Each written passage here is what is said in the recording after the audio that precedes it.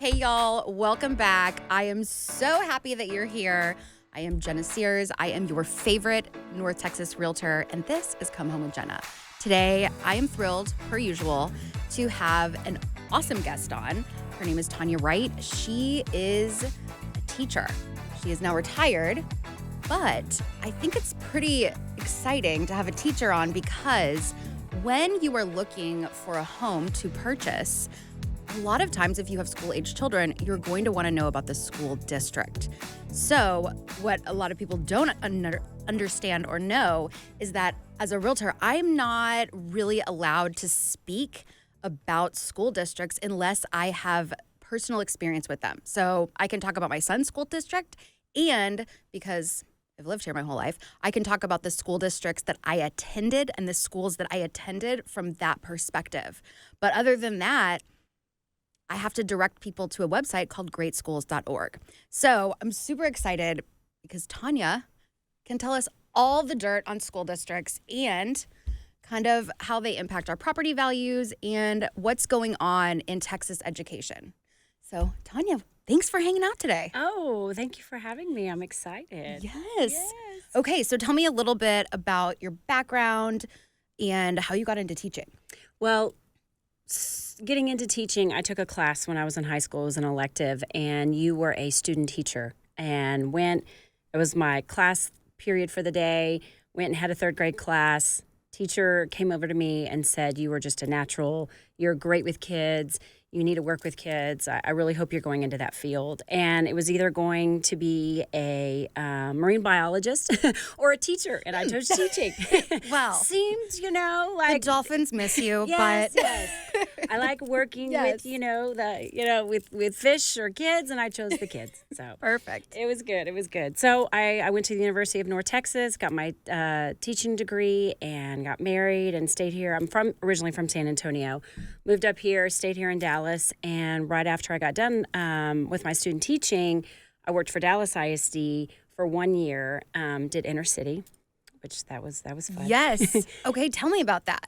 So I worked for an elementary school over there off Walnut Hill and Harry Hines, and was in a 20 portables, because the school was growing rapidly. So like a trailer, y'all. Yes, a trailer. Yes. Yes. It is a trailer on the outside of the school. There was 20 of them, and I taught fourth grade math and science.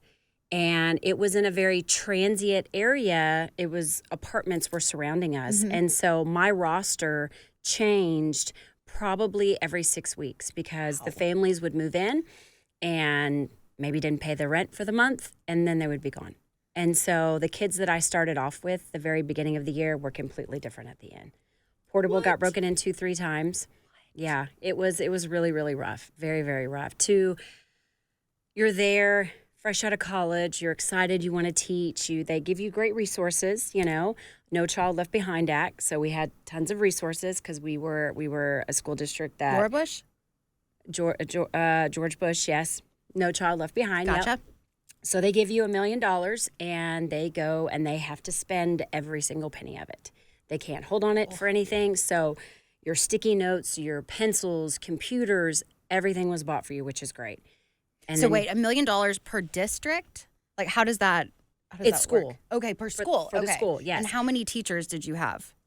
Oh, this was a really big school. Because I feel like $1 million, I know it K-5. sounds like a lot, but that might not go very far. It really doesn't go very far.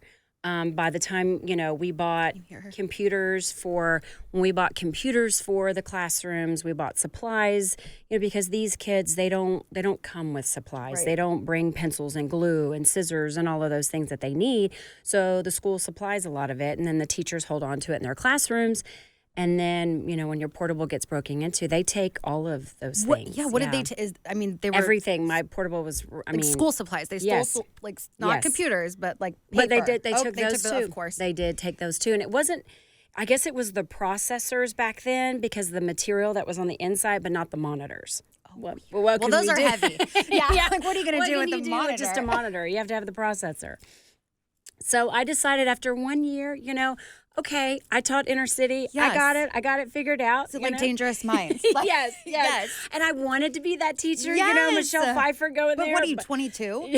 I mean, 21? Yeah. I mean, seriously. I know you have that vision, like I'm gonna be Yes, her, of like I'm gonna course. do it. No, not so much. No. Okay, so Yeah. when you were teaching there, where did you live? I lived in Lantana. Okay. So which is Louisville area, North Dallas area. So it was a drive. It was a drive. 50-minute drive, there and back every day. Yeah. But I was doing what I loved. Yes. And so at the time it didn't matter because I was with the kids, and even though I may have had a child for 6 weeks, I just still loved him like my own, and it was just really, really hard to do what I love to do in the environment that I was in. Right. And it was just, I decided, okay, I did it, I tried it.